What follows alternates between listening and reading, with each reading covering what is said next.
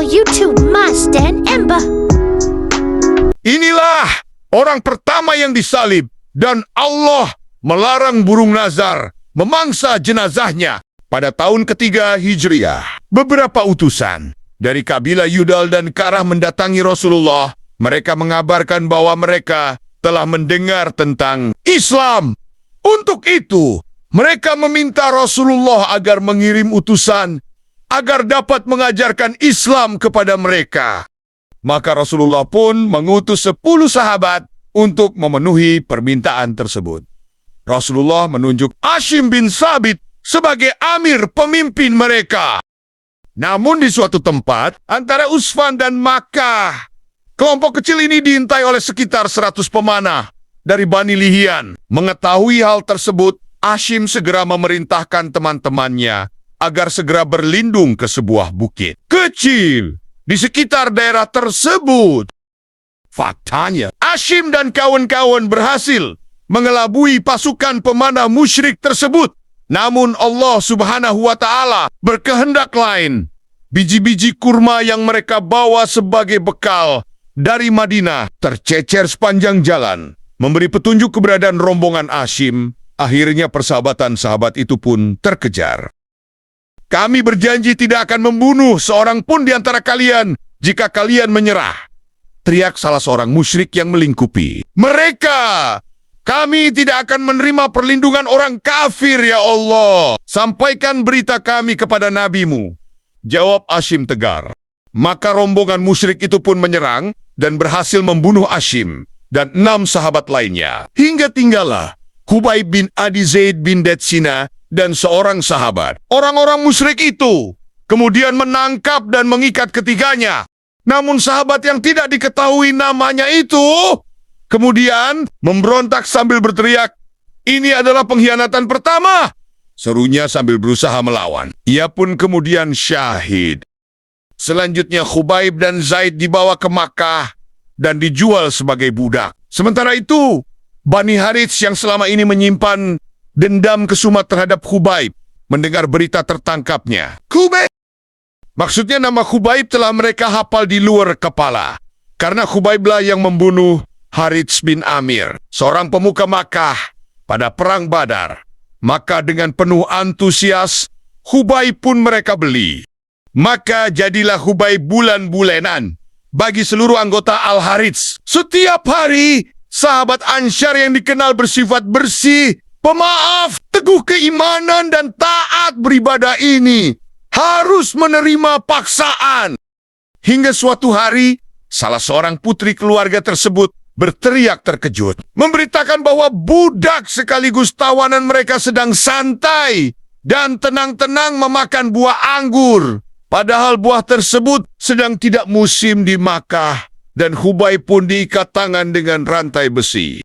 Keluarga Al-Harits menakut-nakuti Khubayb bahwa saudara sekaligus sahabatnya, Zaid yang juga membeli keluarga Makkah lainnya, telah dieksekusi. Ia telah dibunuh dengan cara ditusuk tombak dari lubang dubur hingga menembus ke dada. Namun berita kejam dan sadis ini ternyata tidak berhasil membuat hati Khubayb ketakutan, apalagi terpecahkan dari keimanannya. Sebaliknya, hal ini justru membuat dirinya lebih pasrah terhadap Kotensionaya. Akhirnya, keluarga Al-Harits pun putus asa. Mereka memutuskan untuk segera mengakhiri tawanan yang tegar itu.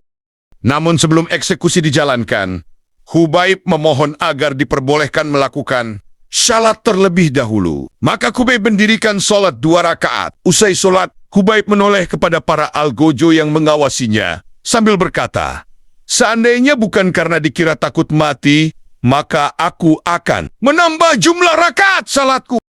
Inilah sholat sunnah pertama yang dilakukan seorang muslim ketika akan menghadapi kematian.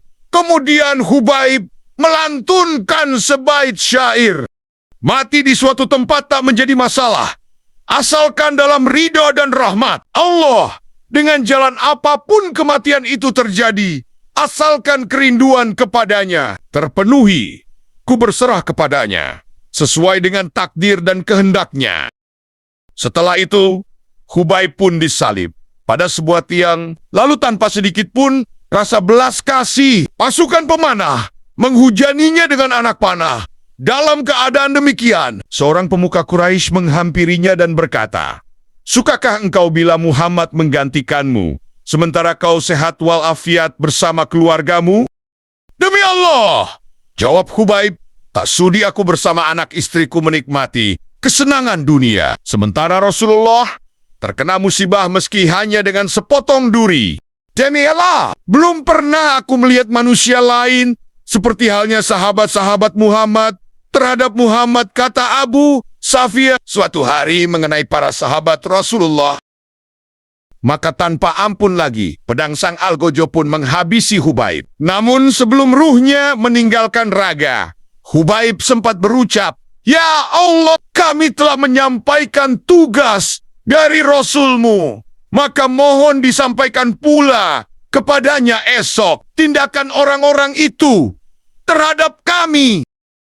Setelah itu, orang-orang musyrik meninggalkan tubuh Khubaib dalam keadaan tetap tersalib di tiangnya. Sementara burang-burang nazar yang sejak berputar todi berputar menanti mangsanya, tiba-tiba juga meninggalkannya. Sayangnya sang Halik tidak rida Hambonia, yang taat itu menjadi mangsa burung-burung pemakan bangkai.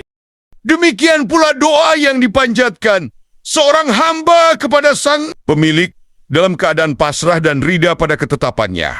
Tampak jelas bahwa sang Halik tidak tega menolaknya.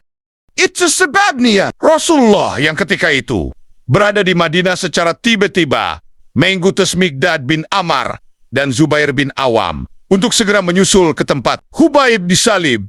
Padahal ketika itu tak seorang pun orang Madinah yang mengetahui peristiwa naas tersebut. Setiba di tempat yang dimaksud, Khubaib telah tiada. Senyum kedamaian tergurat di wajahnya dengan menahan kedukaan yang mendalim. Kedua utusan tadi kemudian melepaskan sang mujahid dari tiang salib, kemudian membawa dan memakamkannya di suatu tempat yang hingga detik ini tak seorang pun mengetahuinya. Itulah kisah Khubaib, orang pertama yang disalib karena memperjuangkan agama. Allah terima kasih sudah menonton. Semoga video ini bermanfaat. Subscribe, like, share, dan komen